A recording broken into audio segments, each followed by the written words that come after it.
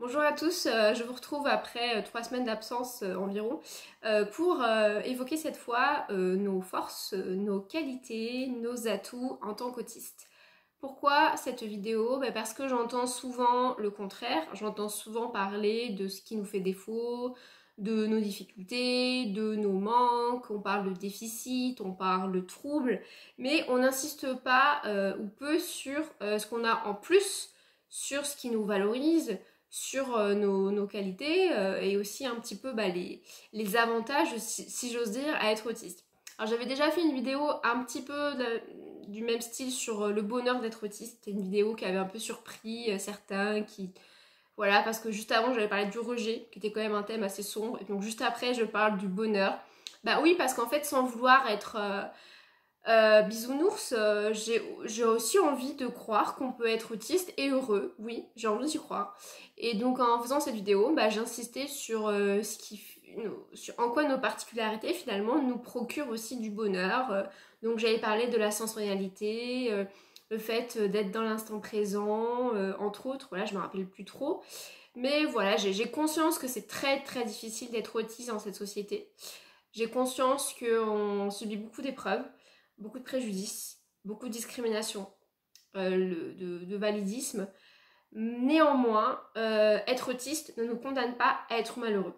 C'est pas une fatalité. Je dis pas que ça sera facile d'être heureux, mais je pense que c'est possible. C'est possible en ayant conscience de qui on est et en ayant conscience de ce que sont les autres, de nos différences en fait, de nos qualités, des qualités des autres et de ce qui nous rend humains tout simplement. Donc voilà, moi il se trouve que j'essaie de cultiver ce sentiment de bonheur tous les jours, voilà, sans forcément occulter le négatif. Il faut pas croire que j'ai une vie facile, loin de là, même s'il se trouve que oui, je suis plus ou moins intégrée dans la société, je travaille, bon je fais des burn-out de temps en temps, mais bon, je conduis, j'ai une vie de famille, etc. Voilà, donc peut-être qu'on peut considérer que je suis privilégiée, je ne sais pas. Néanmoins, voilà, c'est pas, cette vidéo n'est pas là pour vous faire culpabiliser, mais c'est plutôt pour partager avec vous ma vision de l'autisme, qui est une vision moins pathologisante, où en fait les autistes reprennent le pouvoir, parce que voilà, il faut reprendre le pouvoir sur nos vies, il faut pas laisser les autres nous définir, c'est à nous de nous définir, et donc voilà, donc je commence.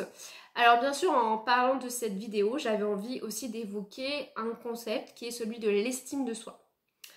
Parce que quand on travaille sur l'estime de soi, en fait on travaille directement à son bonheur, je pense. Alors l'estime de soi, c'est vraiment ce qui définit notre valeur, donc comment on se juge soi-même. Donc c'est un sentiment qui est très profond, très intérieur, qui remonte à la petite enfance. En fait, c'est le regard que nos parents ont posé sur nous qui ont déterminé ensuite le regard que nous, on se porte en fait sur nous-mêmes. Et en fait, plus ce regard va être positif et plus du coup on va avoir par la suite confiance en soi. Mais la confiance en soi, c'est autre chose. Donc l'estime de soi, c'est vraiment ce qui nous rend estimables pour nous-mêmes et pour les autres, donc vraiment notre valeur intrinsèque. C'est pour ça que je dis que c'est très profond. Et donc c'est un sentiment qui est très violent pour nous quand on s'estime comme ayant peu de valeur. C'est un sentiment qui est quand même très douloureux et ça produit oui, de la culpabilité, voire de la honte. La honte d'être soi, c'est vraiment le pire sentiment au monde. Parce que c'est un sentiment qui est vraiment très, très intériorisé et qui va nous saper en permanence en fait. Voilà. Et cette honte, comment elle naît? Elle naît d'un manque d'estime de soi, d'un manque de valorisation de soi, et ça peut être directement lié à nos spécificités autistiques. Déjà, la façon qu'a la société de voir l'autisme, c'est sûr que ça ne nous donne pas de fait une bonne image sur nous-mêmes. Quand on voit que l'autisme est souvent associé à une maladie, à une tare, on ne peut pas s'empêcher en fait de penser que, que c'est nous le problème. Et d'ailleurs, la société nous le renvoie souvent. C'est pour ça que je préfère, moi, parler du modèle social du handicap, qui considère que c'est l'environnement qui doit être modifié pour permettre à la personne d'être plus en situation de handicap, pardon, et non pas le modèle médical du handicap qui considère que c'est la personne qui a une maladie et qui doit être soignée par un médicament et qu'ensuite elle ira mieux. Voilà. Pour moi, c'est trop restrictif et ça va un petit peu de pair avec finalement la sociologie, enfin la psychologie sociale, voilà, de considérer la personne dans son environnement. Donc, à cause d'un environnement qui ne reconnaît pas l'autisme et qui considère que tout ce qui est hors norme est pathologique, donc en gros, vous avez les gens normaux et vous avez les gens qui sont en dehors de cette norme et ces gens-là, ils sont pathologiques, enfin dans le sens ils sont malades, voilà, plus ou moins, c'est un peu la vision de la société. Donc forcément, nous, on intériorise ça et on se construit avec ça. On se construit de manière plus ou moins consciente avec cette idée qu'on a un problème, qu'on a des défauts, qu'on est bizarre, voilà. Et les autres nous le renvoient aussi de manière plus ou moins explicite. Donc on va se construire avec ce sentiment-là, ce sentiment d'inadéquation qui va nous donner ce sentiment de honte. Et ce sentiment de honte, eh ben, ça va nous enlever notre valeur personnelle. Et quand on a moins de valeur personnelle, si on s'estime comme ayant peu de valeur, alors on va se laisser plus facilement maltraiter par des personnes mal intentionnées, des personnes aussi qui vont capter nos failles et qui vont réussir plus facilement à nous manipuler. On va pas réussir à s'affirmer aussi pour faire respecter ses limites et ses besoins. Et donc ça va entraîner toute une chaîne d'effets négatifs. Voilà. Souvent, ce sentiment d'être inadéquat, soit on l'intériorise tout seul dans notre parcours, soit il peut aussi venir de notre modèle éducatif, donc de nos parents, ou bien aussi de l'école, ou bien aussi des médecins et des thérapeutes. Et en fonction de la vision que eux-mêmes auront de l'autisme, ils peuvent aussi nous renvoyer des sentiments très très négatifs, nous rejeter. Et donc c'est vrai qu'à chaque fois, on ne va pas réussir à trouver en face quelqu'un pour nous renvoyer une image positive de nous-mêmes.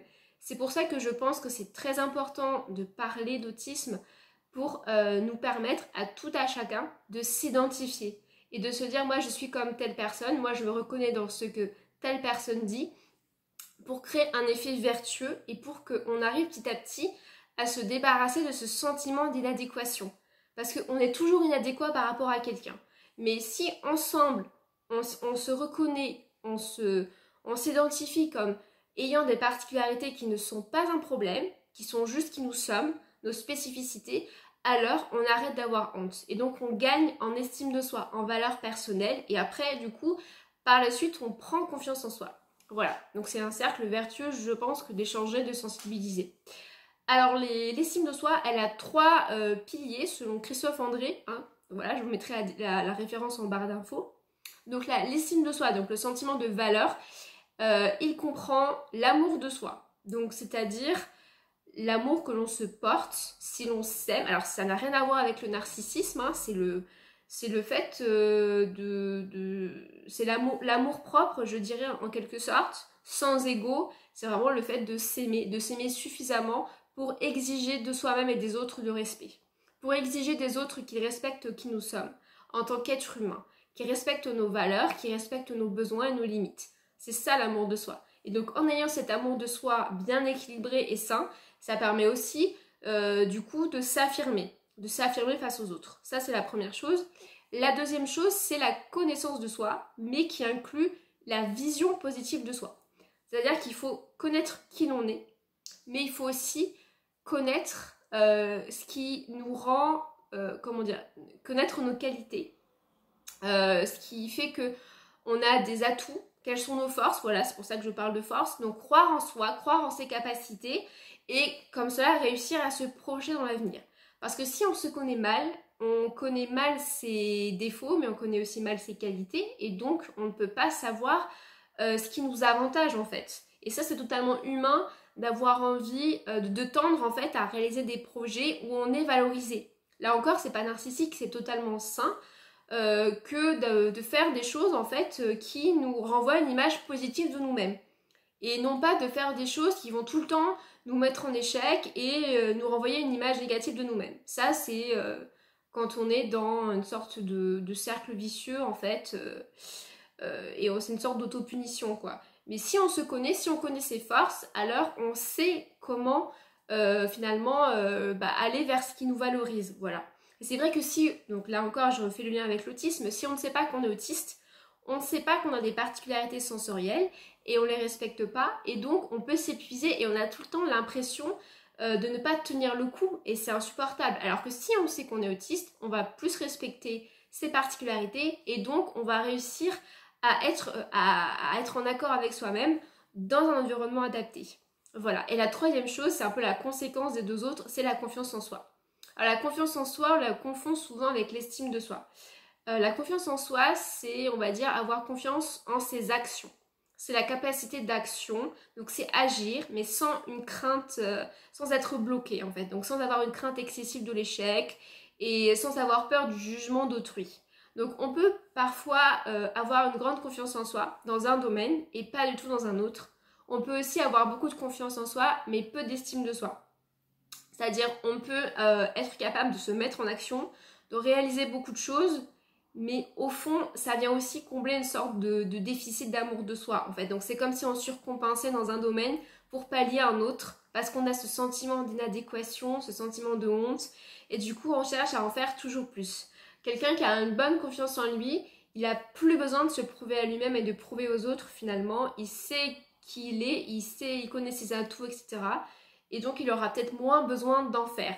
Mais moi ce que je crois, c'est que parfois des autistes, c'est aussi pour cette raison qu'on en fait trop parfois, qu'on se pousse à bout et qu'on surcompense, parce qu'on veut montrer qu'on est valable, qu'on est estimable, qu'on est digne d'être aimé. C'est un sentiment qui est totalement normal et sain, mais on a tellement de base du mal à s'aimer parce qu'on nous renvoie très peu, on nous renvoie tellement peu de positifs, et même de la part des gens bien intentionnés, même de la part de parents, il faut vraiment être très lucide et conscient des particularités neurologiques de chacun pour réussir à vraiment prendre en compte, je pense, son enfant, prendre en compte l'autre en fait. Et ça c'est très difficile. Et malgré nous, on intériorise des choses, voilà, et on est humain, c'est normal, mais du coup, je pense que c'est très difficile pour nous de nous construire, voilà. On a beau être dans une famille aimante, c'est pas exempt de transmettre parfois qu'on est inadéquat, qu'on est bizarre et pourquoi là on pleure et qu'est-ce qui dérange. Et comme je le disais plus tôt, hein, c'est aussi, ça renvoie en miroir aussi la vision des médecins, la vision des thérapeutes, l'école, parce qu'à chaque fois le cadre n'est pas adapté. Et donc on a toujours l'impression de ne pas de ne pas être capable, et donc parfois on fait une association de ne pas être capable et donc ne pas avoir de valeur. Donc c'est vrai que le premier regard qu'on pose sur nous quand on est tout petit, il est primordial pour avoir cette estime de soi, pour l'intégrer. Et je crois que si on l'intègre bien, on est capable de se voir de manière positive. Si on n'intègre pas, ce n'est pas une fatalité. On est capable de l'intégrer plus tard. L'estime de soi, elle se travaille. Comment on peut la travailler? Eh bien, en créant des situations qui nous valorisent. Donc, en tendant vers des choses qui nous procurent un sentiment de satisfaction narcissique, mais dans le sens d'amour propre. Donc, si on sait qu'on est doué en cuisine, on peut faire des ateliers cuisine et on peut faire des cours de cuisine pour travailler sa compétence, vivre de sa passion. Et en même temps, on est doué pour ça et donc ça nous procure un sentiment de bien-être parce que là, on est à notre place, enfin. Voilà, donc ne pas hésiter à voir quels sont nos atouts et à aller vers des domaines qui nous valorisent. Voilà, c'est pas du tout narcissique, au contraire, c'est totalement sain. Par contre, c'est sûr que si vous vous obstinez à aller dans un domaine qui n'est pas adapté à vous, c'est pas que vous n'êtes pas doué, ou ce n'est pas que vous n'êtes pas fait pour... Enfin, si vous n'êtes pas fait pour ça, mais ça ne veut pas dire que vous n'avez pas de valeur. Mais en fait, ça va nourrir le sentiment d'échec, et donc ça ne va pas vous aider à changer la vision que vous avez de vous-même. Voilà, donc moi j'ai dressé aussi une petite liste de qualités que je pense que les autistes ont. Je dis pas que moi j'ai ces qualités, mais je pense que on est tous capables d'avoir ces qualités. Donc c'est vrai que souvent nous les autistes, on est assez honnêtes, on est assez francs, et c'est vraiment vraiment une qualité. Je pense que être capable de dire cash à l'autre ce qu'on pense, sans arrière-pensée, c'est quelque chose qu'on devrait tous avoir et qu'on devrait même valoriser. C'est quelque chose qui fait avancer. Ce qui ne fait pas avancer, à l'inverse, c'est de ne pas dire les choses. Alors parfois, toute vérité n'est pas bonne à dire, certes, mais de ne pas dire les choses clairement, et ça fait ralentir. Ça fait ralentir tout le monde, le process, et je pense aussi aux entreprises. Parfois, il y a des choses qui doivent être posées sur la table, et puis c'est sain en fait, c'est très sain de dire ce qu'on pense. Ce qui n'est pas sain, c'est de dissimuler, c'est de ne pas oser dire la vérité à quelqu'un, même si cette vérité, en fait, elle est, enfin, même si ce qu'on a à dire, ça va embêter la personne en face, mais au moins ça va permettre de poser les choses et de clarifier la situation. Donc je pense que notre honnêteté, notre franchise, hein, c'est le côté un peu premier degré, mais en fait c'est vraiment quelque chose de sain. Et la chose que je voulais dire aussi, c'est que la société ne valorise pas les qualités humaines. Il ne suffit pas d'être une belle personne pour réussir, malheureusement. Même pour réussir scolairement. On peut très bien être brillant et être un salaud. En fait, ça n'a... Voilà, donc c'est facile après d'entendre des beaux discours de c'est important l'altruisme, il faut partager, il faut être solidaire, mais en réalité, rien ne nous montre dans cette société qu'en ayant ces qualités, on est valorisé. Pas du tout, au contraire. Au contraire, les valeurs qui sont sous-entendues dans cette société, c'est plutôt l'individualisme, c'est plutôt le narcissisme exacerbé, l'égoïsme, etc. Donc c'est sûr que nous, on a des qualités. Alors je dis pas que nous, on est des anges, hein, pas du tout. Mais nous, parfois, on est radicalement humains dans nos qualités. On est cash, on dit ce qu'on pense. On a besoin de régularité, ce qui aussi peut nous rendre loyal envers certaines activités, certaines situations, certaines personnes, donc fidèles. Donc c'est aussi des qualités humaines. Et ces qualités humaines, elles ne sont jamais valorisées. Et comme elles ne sont pas valorisées par la société, elles sont invisibilisées. Et donc nous, on les retient jamais. Mais en fait, il faut se le dire à soi-même. Nous sommes de belles personnes. Voilà, il faut l'intégrer.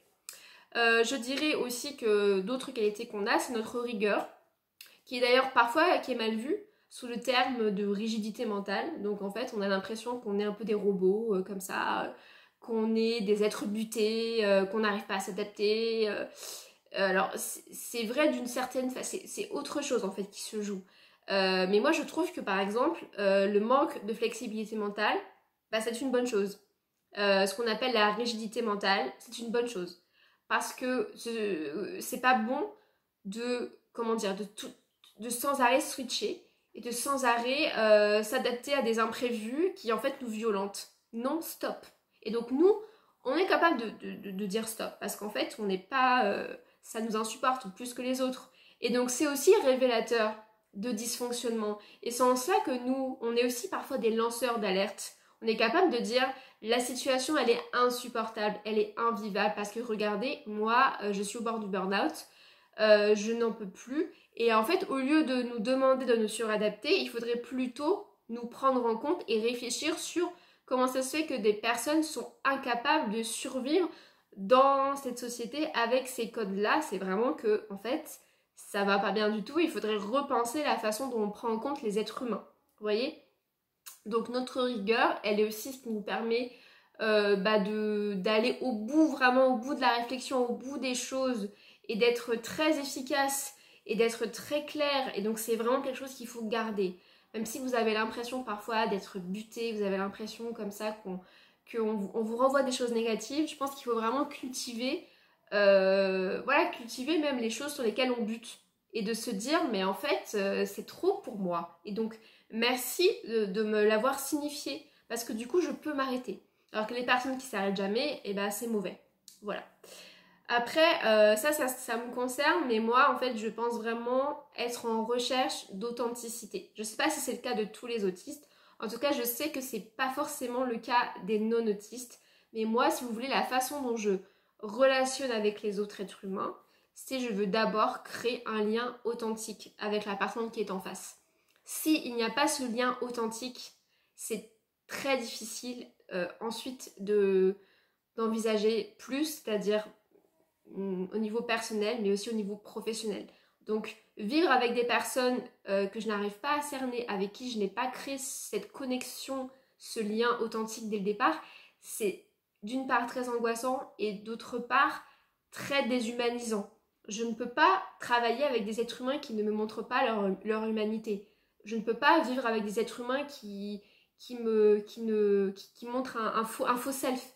C'est pas possible pour moi, voilà. Donc moi, je fonctionne vraiment avec qui est la personne en face de moi, et si j'arrive à capter quelque chose de qui elle est, eh bien je me sens très bien avec elle. Voilà, je fonctionne comme ça. Je sais pas si c'est votre cas, mais donc moi je dirais l'authenticité, ça va aussi avec la capacité, enfin le fait qu'on a besoin, là encore, de clarté. On a besoin de, je dirais pas que c'est quelque chose de premier degré, mais en tout cas on a besoin quelque chose qui soit assez explicite. Moi je suis comme ça, moi je fonctionne comme ça, ok ça marche, et puis on voit ce qui se passe. Mais je trouve que parfois en fait les non-autistes ils sont très aléatoires dans leurs valeurs et aussi dans leur comment dire, dans leur fonctionnement interne. En fait j'arrive pas à savoir quel est le mode d'emploi. Il change tout le temps. Parfois, je vois quelqu'un et ça se passe super bien. Puis parfois, j'ai plus de nouvelles pendant 3 ans. C'est vraiment très angoissant. Je ne comprends pas trop comment. Bon, je comprends pas trop le but de voilà, le but de tout ça. Mais bref. Après, nos autres qualités, bah, c'est notre lucidité. Et ça, souvent, c'est mal compris parce qu'on trouve. Alors, parfois, on trouve que les autistes, ils ont une certaine naïveté. C'est vrai que c'est pas faux. Mais à contrario, j'insisterai aussi sur notre lucidité, c'est-à-dire qu'on capte beaucoup de choses. On capte beaucoup de choses pour plein de raisons, parce qu'on a cette sensibilité particulière, parce qu'on a un vécu particulier, fait aussi de traumatisme, et donc malheureusement bah, ça induit une certaine vigilance à l'extérieur qui nous donne du coup une certaine acuité supplémentaire par rapport à d'autres. Et puis aussi peut-être parce que on a cette capacité à voir en détail, donc en fait on voit plein de détails, donc on voit peut-être plus de choses que les autres. Je sais pas, je sais aussi que quand on a un TDAH, on est très sensible au non-verbal, alors que quand on a que un TSA, on voit mal le non-verbal. Bon, moi je suis très sensible au non-verbal par exemple, ce qui expliquerait peut-être que parfois je capte beaucoup de choses, je capte le discours dissonant avec le langage du corps, voilà, et donc je peux peut-être plus vite que les autres arriver à cerner un peu la personne. Voilà. Je parlerai aussi de nos capacités de travail et aussi d'investissement. Quand on est vraiment passionné, on peut passer des heures et des heures et des heures sur nos passions. Et ça, c'est vraiment un avantage, mais je ne le vois pas en termes de productivité. C'est-à-dire que même au-delà de ça, le fait juste d'être capable de prendre plaisir à apprendre pendant des heures et puis à lire des choses qui nous intéressent et à jouer à, je sais pas, même à des jeux vidéo ou à faire du sport. Et juste ce plaisir-là, ben en fait, c'est génial.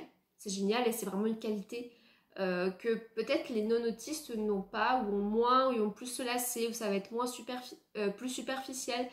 Alors que nous, il y a vraiment quelque chose, on dirait qu'on a gardé notre âme d'enfance en fait, notre âme d'enfant, et qu'en fait on est toujours dans un émerveillement et dans une certaine spontanéité, dans une certaine fraîcheur que les personnes non autistes n'ont plus trop. Ce qui me rend un peu triste d'ailleurs, un peu mélancolique. Je me dis mince, c'est dommage. À partir d'un certain âge, on dirait qu'il y a un peu quelque chose qui se fane et qui se fige. Et nous, en fait, bah, je trouve quand on est passionné, ça nous donne tellement d'énergie, ça donne du sens à nos vies, ça nous donne envie de nous dépasser aussi. Donc ça, c'est vraiment super, il faut le garder. Mais après, dans le monde professionnel, c'est aussi super quand on est passionné et que notre passion est aussi notre travail parce que bah, ça fait vraiment sens, quoi. Mais après, attention au burn-out. Après, je dirais aussi notre sensorialité. J'avais noté ça, mais ça c'est comme quand j'avais parlé du bonheur, c'est-à-dire notre capacité à ressentir tout autour de nous, c'est fatigant, mais si on prend le côté positif, bah, c'est ce qui nous rend aussi vivants. Sentir le vent et puis apprécier le soleil et puis la nature et la cuisine, la nourriture et les toucher doux, enfin tout ça c'est vraiment, c'est pareil, ça nous reconnecte en plus à nous-mêmes et ça nous met dans l'instant présent, dans un instant presque méditatif où on est un peu comme ça, on est un peu suspendu. Et je pense qu'on est vraiment capable de profiter de ces instants où on mange de la nourriture et c'est vraiment tellement bon qu'on oublie tout le reste et on voit un paysage et c'est tellement beau qu'on est au bord des larmes. Des petits instants comme ça de bonheur qui font aussi nos forces. Voilà. Après, j'avais noté plein d'autres choses. La spontanéité, je l'ai dit. Notre résilience. Bon, alors ça, est-ce que c'est un atout? Mais c'est-à-dire notre expérience négative des autres, ça crée quelque part une sorte de ressources, enfin, c'est-à-dire qu'on est habitué, en fait, on a vécu toute notre vie de rejet, toute notre vie une sorte de violence en fait, mais du coup ça nous rend particulièrement surentraînés à ces situations et ça fait que finalement on s'effondre pas quand on vit une situation difficile. Alors que je sais que beaucoup de personnes qui n'ont pas cette expérience de rejet, qui n'ont pas vécu des choses très difficiles, quand ils vont vivre vraiment un événement difficile, ils vont s'effondrer. Ils vont pas avoir les ressources de tenir. Et nous, on a ces ressources-là, je pense, certains. Je dis pas que c'est positif, mais en tout cas, ces ressources-là, bon, on peut en tirer profit à un moment. Voilà. Et je pense que j'ai fait le tour. J'ai fait le tour sur nos qualités, voilà, c'est ce dont je voulais parler, sur l'estime de soi, le fait de s'aimer, de sortir de ce sentiment de honte, voilà, de prendre le pouvoir, de ne pas laisser les autres nous définir, nous dire qui l'on est, nous on sait qui l'on est, et il faut garder en tête que on peut faire des choses, on peut avoir une belle vie même en étant autiste, voilà, même si je sais que c'est pas facile tous les jours. Je vous laisse sur ces derniers mots et je vous dis à très bientôt. Ciao, bye bye.